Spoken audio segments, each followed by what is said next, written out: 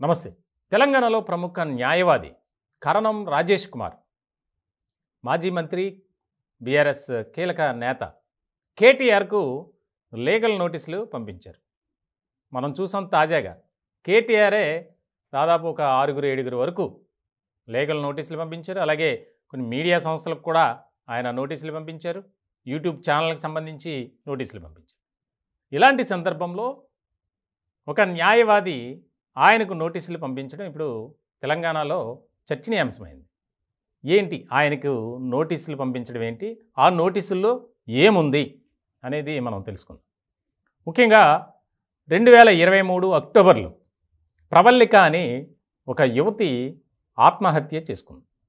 దానికి సంబంధించి వరంగల్కి చెందినటువంటి అమ్మాయి గ్రూప్స్కి ప్రిపేర్ అవడం కోసం హైదరాబాద్ వచ్చింది. చిక్కడపల్లిలో ఒక హాస్టల్లో ఉంటూ కోచింగ్ తీసుకుంటుంది ప్రవల్లిక. అయితే అప్పట్లో గ్రూప్ 2 ఎగ్జామ్ కోసం చాలామంది, లక్షలాది మంది వెయిట్ చేస్తున్నారు ఎగ్జామ్ ఎప్పుడు జరుగుతుందని. ఇలాంటి సందర్భంలో అప్పుడు బీఆర్ఎస్ అధికారంలో ఉంది. ఇట్లాంటి క్రమంలో గ్రూప్ 2 వాయిదా వేస్తున్నాం అని చెప్పి ఒక ప్రకటన చేశారు ప్రభుత్వం ద్వారా. ఇలాంటి సందర్భంలో చాలామంది ఒక్కసారిగా షాక్కు గురయ్యారు. ఎందుకంటే ఎప్పటి నుంచో కష్టపడి చదువుకున్నాం, ఎంతో డబ్బు ఖర్చు పెట్టి కోచింగ్లు తీసుకున్నాం, ప్రభుత్వం ఏంటి ఇలాంటి నిర్ణయం తీసుకుందని చెప్పి చాలామంది ధర్నాలు చేశారు. నిరసన, ఆందోళన, ఆవేదన ఇవన్నీ వ్యక్తమయ్యాయి. ఇలాంటి సందర్భంలో ఒక సూసైడ్ నోట్ రాస్తూ అమ్మాయి చనిపోవటం. అయితే అప్పట్లో సూసైడ్ నోటు వెంటనే దొరకల. ఇట్లాంటి క్రమంలో ప్రవల్లిక ఆత్మహత్య ఘటనపై అటు విద్యార్థి సంఘాలు, నిరుద్యోగులు పెద్ద ఎత్తున ఆందోళన చేశాయి. ఇటువంటి క్రమంలో ప్రభుత్వం తరపున కేటీఆర్ కొన్ని వివాదాస్పదమైనటువంటి వ్యాఖ్యలు చేశారు. దాన్ని ఎస్టాబ్లిష్ చేయడానికి కూడా విశ్వ ప్రయత్నాలు చేశారు.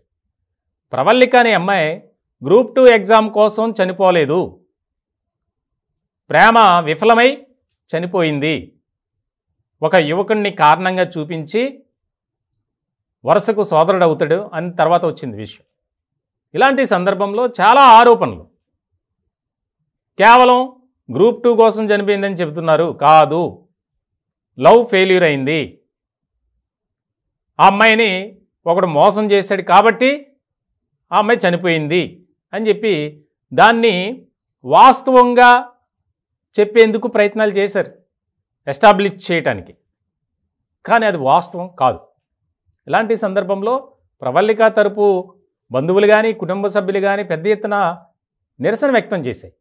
మా అమ్మాయి అలాంటిది కాదు, కష్టపడి చదువుకునేటువంటి వ్యక్తి, ముఖ్యంగా ఏదైతే గ్రూప్స్ ఎలా అయినా కొట్టాలి, ఆ కసి పట్టుదలతోనే మేము హైదరాబాద్ పంపించాం అని చెప్పి వారు కూడా మీడియా ముందు మాట్లాడారు. ఇలాంటి సందర్భంలో కేటీఆర్ ఒక బాధ్యత కలిగినటువంటి మంత్రిగా ఉన్నారు ఆ సమయంలో.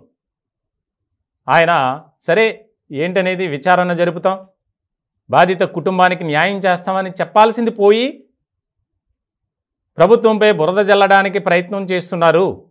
ప్రవల్లిక అనే అమ్మాయి గ్రూప్ 2 కోసం చనిపోలేదు, ఆ అమ్మాయి ప్రేమ వ్యవహారంతోనే చనిపోయింది అని చెప్పి రకరకాల కామెంట్ చేశారు. బీఆర్ఎస్ నేతలు కూడా చేశారు. దాని మీద పెద్ద ఎత్తున ఆందోళన చేశారు విద్యార్థి సంఘాలు కానీ, ప్రవల్లికకు సంబంధించినటువంటి బంధువులు, కుటుంబ సభ్యులు. ఇలాంటి సందర్భంలో ఇప్పుడు ఇదే వ్యవహారాన్ని తీసుకొని న్యాయవాది కరణం రాజేష్ కుమార్ లీగల్ నోటీసులు పంపించారు. 10 రోజుల్లో సమాధానం చెప్పకపోతే మేము న్యాయ పోరాటం చేస్తాం. గతంలో కూడా ఈ వ్యవహారం బయటకు వచ్చిన తర్వాత గ్రూప్ 2 వల్లనే ఆ అమ్మాయి చనిపోయింది, ప్రభుత్వం తీసుకుంటున్నటువంటి నిర్ణయాలు కానీ, కేసీఆర్ సర్కార్లో అవలంబిస్తున్నటువంటి ఈ యొక్క విధానాలు ఏవైతే ఉన్నాయో నిరుద్యోగుల పాలిట శాపంగా మారాయి అని పెద్ద ఎత్తున ఆరోపణలు వచ్చాయి. దానికి సంబంధించి నిరసనలు, రకరకాల పోరాటాల, ఉద్యమాలు జరిగాయి. దాంట్లో భాగంగా వచ్చిందే బరిలక్క. పోటీ చేయటానికి కానీ, నిరుద్యోగ సమస్యను నేను పరిష్కరించేందుకే నేను ప్రత్యక్ష రాజకీయాల్లోకి వచ్చానని. సో ఇలాంటివన్నీ జరిగాయి.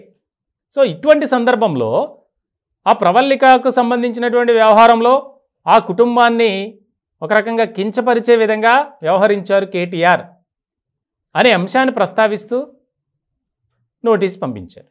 ఇప్పుడు దీనికి సంబంధించి 10 రోజుల్లో రిప్లై ఇవ్వకపోతే న్యాయ పోరాటం చేస్తాం కోర్టు ద్వారే అని కరణం రాజేష్ కుమార్ ఆయన ఇచ్చినటువంటి నోటీస్ ఏదైతే ఉందో నోటీస్లో పేర్కొన్నారు. మొత్తానికి ఇది ఆసక్తికరమైనటువంటి పరిణామంగా చర్చగా జరుగుతుంది తెలంగాణలో. 2-3 రోజుల క్రితం మనం చూసాం. ఈ ఫోన్ ట్యాపింగ్ వ్యవహారంలో హీరోయిన్స్తో సంబంధాలు పెట్టుకున్నారు, లేదా ఫోన్ ట్యాపింగ్ చేయించింది కేటీఆరే అని నాపై బురద జల్లే ప్రయత్నం చేస్తున్నారు, రాజకీయ కుట్రలో భాగంగా ఇదంతా జరుగుతుంది అని చెప్పి మంత్రులతో పాటు కొంతమంది కాంగ్రెస్ నాయకులకి, ఆయా ఛానల్ ప్రతినిధులకి ఆయన లీగల్ నోటీసులు పంపించారు. ఇప్పుడు రివర్స్ అయింది సీన్, ఆయనకే లీగల్ నోటీస్ వెళ్ళింది. వ్యవహారం కూడా చాలా ప్రాముఖ్యమైనటువంటి అంశం ఇది. ఎందుకంటే అకారణంగా ఒక యువతికి సంబంధించినటువంటి వ్యవహారంలో ప్రభుత్వం మీద బురద జల్లుతున్నారు, కాదు ఆ అమ్మాయి ప్రేమ వ్యవహారం వల్లే చనిపోయింది అని చెప్పి బల్లగుద్ది చెప్పినట్టు చెప్పారు కేటీఆర్. సో ఇలాంటి సందర్భంలో మరి ఏ రకమైనటువంటి పరిణామాలు చోటు చేసుకుంటాయనేది కీలకంగా మారబోతుంది.